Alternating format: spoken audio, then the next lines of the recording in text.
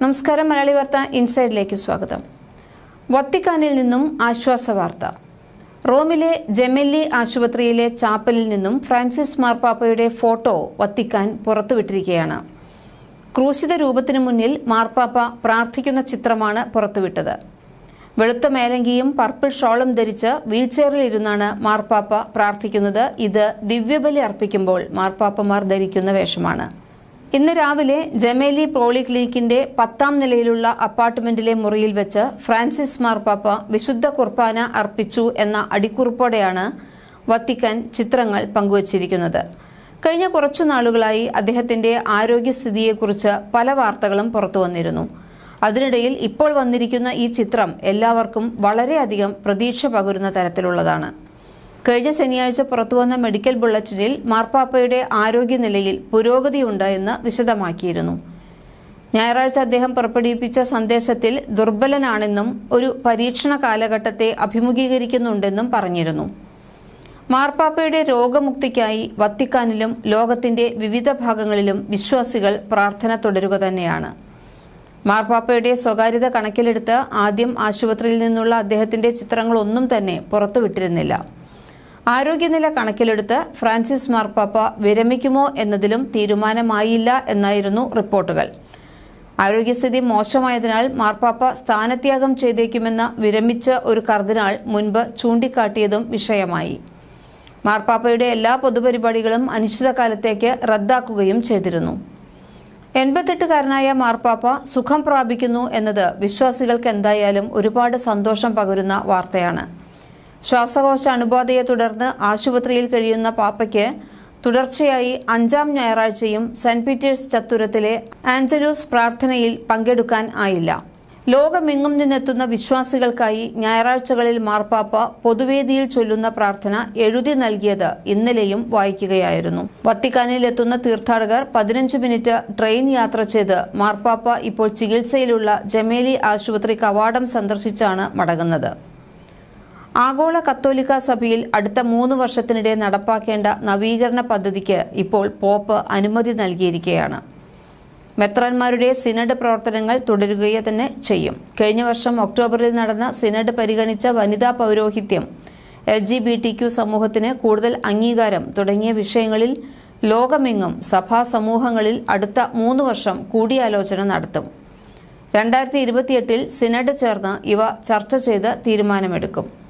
കത്തോലിക്ക ബിഷപ്പുമാരുടെ സിനഡിൽ സ്ത്രീകൾക്ക് വോട്ടവകാശം നൽകാനുള്ള ചരിത്രപരമായ തീരുമാനം തന്നെയാണ് ഫ്രാൻസിസ് മാർപ്പാപ്പ ഇപ്പോൾ എടുത്തിട്ടുള്ളത്.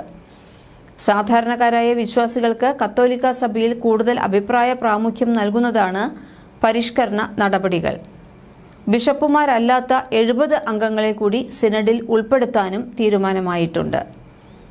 നിശ്ചിത കാലയളവിൽ ലോകത്തിലെ ബിഷപ്പുമാരെ ഒന്നിച്ചു കൂട്ടുന്ന വത്തിക്കാനിലെ ഒരു സംവിധാനമാണ് ബിഷപ്പുമാരുടെ സിനഡ്. സഭയെ നവീകരിച്ച 1960-ലെ 2ാം വത്തിക്കാൻ കൗൺസിലിനു ശേഷമാണ് സിനഡിന്റെ ഭാഗമായി ലോകത്തെ ബിഷപ്പുമാരെ റോമിലേക്ക് വിളിക്കുന്ന രീതി ആരംഭിച്ചത്. ഏതാനും ആഴ്ച നീളുന്ന സിനഡിൽ വിവിധ വിഷയങ്ങളിൽ ചർച്ചകളും തീരുമാനവും ഉണ്ടാകും. യോഗത്തിന്റെ അവസാനം ബിഷപ്പുമാർ നിർദ്ദേശങ്ങൾ വോട്ടിനിടുകയും തീരുമാനം ബിഷപ്പിന് സമർപ്പിക്കുകയും ചെയ്യും. ഇതുകൂടി പരിഗണിച്ചാണ് നിർണായക വിഷയങ്ങളിൽ മാർപ്പാപ്പ അന്തിമരേഖ തയ്യാറാക്കുന്നത്. നിലവിൽ വനിതകൾക്ക് സിനഡിൽ വോട്ടവകാശമില്ല. ഈ സമ്പ്രദായമാണ് ഇപ്പോൾ ഫ്രാൻസിസ് മാർപ്പാപ്പയുടെ മുന്നേറ്റത്തിൽ മാറാൻ പോകുന്നത്.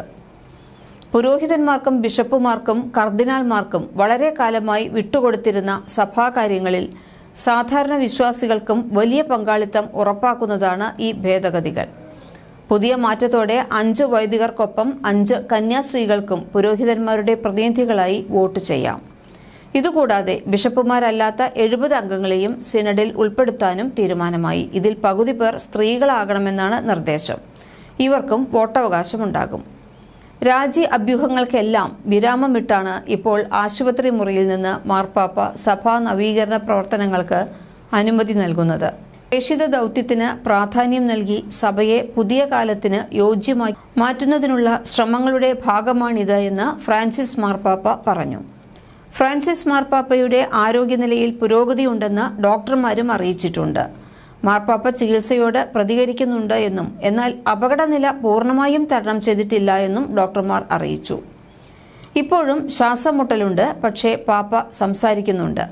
ഒരാഴ്ച കൂടി ആശുപത്രിയിൽ തുടരേണ്ടി വരും. കിടക്കയിൽ നിന്ന് എഴുന്നേറ്റ് വീൽചെയറിലിരിക്കാൻ സാധിക്കുന്നുമുണ്ട്.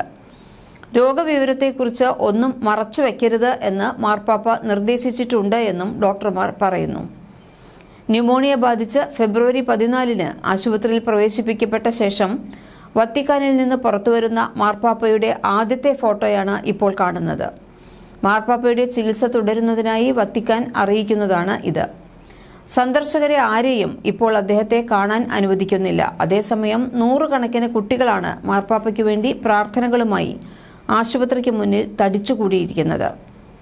പ്രിയപ്പെട്ട കുട്ടികളെ, നന്ദി. പോപ്പ് നിങ്ങളെ സ്നേഹിക്കുന്നു, നിങ്ങളെ കാണാൻ എപ്പോഴും കാത്തിരിക്കുന്നു എന്നാണ് ഇവർക്കയച്ച പരസ്യ പ്രസ്താവനയിൽ പോപ്പ് പറഞ്ഞത്. Ukraine, Palestine, Israel, Lebanon, Myanmar, Sudan, Congo democratic republic എന്നിവിടങ്ങളിൽ സമാധാനത്തിനായി പ്രാർത്ഥിക്കണമെന്നും പോപ്പ് ആവർത്തിച്ചു പറഞ്ഞു.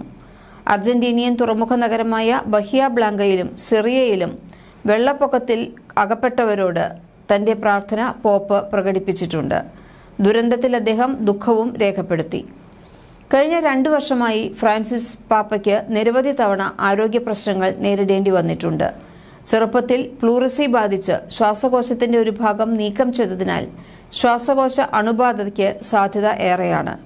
ഇപ്പോൾ മാർപ്പാപ്പയുടെ 2 ശ്വാസകോശങ്ങളിലും അണുബാധ കുറഞ്ഞു വരുന്നതായാണ് വത്തിക്കാൻ ഇന്നലെ അറിയിച്ചത്. ഓക്സിജൻ തെറാപ്പി തുടരുന്നുണ്ട്. രാത്രി വെന്റിലേറ്റർ ഉപയോഗിക്കുന്നത് കുറച്ചു. ശ്വാസകോശങ്ങൾ രോഗമുക്തമാകുന്നതിന് ഏറ്റവും പുതിയ എക്സ്റേയിൽ വ്യക്തവുമാണ്. 88-കാരനായ മാർപ്പാപ്പയെ ഈ മാസം 14 റോമിലെ ജെമെല്ലി ആശുപത്രിയിൽ പ്രവേശിപ്പിച്ചത്. അതിനിടെ മാർപ്പാപ്പയുടെ രോഗമുക്തിക്കായി ലോകമെമ്പാടുമുള്ള രൂപതകളുടെ ആഹ്വാനപ്രകാരം പ്രാർത്ഥനകൾ തുടരുക തന്നെയാണ്. റോം അതിരൂപതയിലെ എല്ലാ ഇടവകകളിലും കഴിഞ്ഞ ദിവസം 1 മണിക്കൂർ നിശബ്ദ ദിവ്യകാരുണ്യ ആരാധനയും നടത്തിയിരുന്നു. 30 കോടി കത്തോലിക്ക വിശ്വാസികളുടെ ആത്മീയ പിതാവായ ഫ്രാൻസിസ് മാർപ്പാപ്പ, ഏകദേശം 250 കോടിയോളം വരുന്ന ക്രൈസ്തവരിൽ കത്തോലിക്ക വിഭാഗത്തിലുള്ളവരാണ് പോപ്പിനെ ആത്മീയ നേതാവായി അംഗീകരിക്കുന്നത്. ഹോർഹെ മരിയോ ബെർഗോളിയോ എന്നാണ് പാപ്പയുടെ ആദ്യം ഉണ്ടായിരുന്ന പേര്. ബ്യൂണസ് അയേഴ്സിൽ ഇറ്റലിയിൽ നിന്ന് കുടിയേറിയ ഒരു റെയിൽവേ ജീവനക്കാരൻ മരിയോ ജോസ് ബെഗോളിയോറ്റയും മരിയ സിവോരിയയുടെയും 5 മക്കളിൽ ഒരാളായാണ് 1936 ഡിസംബർ 17 ബെർഗോളിയോ ജനിക്കുന്നത്. 2013 മാർച്ച് 13 അദ്ദേഹം കത്തോലിക്ക സഭയുടെ 266ാമത് പാപ്പയായി തെരഞ്ഞെടുക്കപ്പെട്ടത്. ശാരീരിക അവശതകൾ മൂലം ബെനഡിക്ട് 16 പാപ്പ ഫെബ്രുവരി 28 രാജിവെച്ചതിനെ തുടർന്നാണ് പുതിയ തെരഞ്ഞെടുപ്പ് നടന്നത്. ഫ്രാൻസിസ് മാർപ്പാപ്പയുടെ തെരഞ്ഞെടുപ്പിന് പ്രത്യേകതകളും ഏറെയായിരുന്നു. സാധാരണഗതിയിൽ മാർപ്പാപ്പമാരെ തെരഞ്ഞെടുക്കുന്നത് യൂറോപ്പിൽ നിന്നാണ്. എന്നാൽ 1282 വർഷങ്ങൾക്കു ശേഷം ആദ്യമായി യൂറോപ്പിന് പുറത്തുനിന്ന് പാപ്പ പദവിയിലെത്തിയ ആളാണ് ഫ്രാൻസിസ് മാർപ്പാപ്പ. 8-ാം നൂറ്റാണ്ടിൽ സിറിയക്കാരനായ ഗ്രിഗറി മൂന്നാമൻ പോപ്പ് ആയതിനുശേഷം ഇതാദ്യമായാണ് യൂറോപ്പിന് വെളിയിൽ നിന്നും ഒരാൾ പോപ്പാകുന്നത്. ലത്തീൻ അമേരിക്കയിൽ നിന്നും ആദ്യമായി പാപ്പാകുന്നത് ഇദ്ദേഹമാണ്. ദക്ഷിണാർദ്ധഗോളത്തിൽ നിന്നുള്ള ആദ്യത്തെ പാപ്പ, ക്രിസ്തീയ സന്യാസി സമൂഹമായ ഈശോ സഭയിൽ നിന്നുള്ള ആദ്യത്തെ പാപ്പ എന്നീ നിലകളിലെല്ലാം ഫ്രാൻസിസ് മാർപ്പാപ്പ ശ്രദ്ധേയനാണ്. അർജന്റീനക്കാരനായ ഹോർഹെ മരിയോ ബെർഗോളിയോ തെരഞ്ഞെടുക്കപ്പെടുന്നതിന് മുൻപ് ബ്യൂണസ് അയേഴ്സ് രൂപതയുടെ തലവനായിരുന്നു. ചരിത്രത്തിൽ ആദ്യമായിട്ടാണ് ഒരു മാർപ്പാപ്പ ഫ്രാൻസിസ് എന്ന പേര് സ്വീകരിക്കുന്നത്. സമാധാനത്തിന്റെയും സ്നേഹത്തിന്റെയും ഉത്തമ ഉദാഹരണവും 2ാം ക്രിസ്തു എന്ന് വിളിക്കപ്പെടുന്ന വിശുദ്ധ ഫ്രാൻസിസ് അസീസിയുടെ നാമവുമാണ് അദ്ദേഹം സ്വീകരിച്ചിരിക്കുന്നത്. മലയാളി വാർത്ത ഇൻസൈഡ്.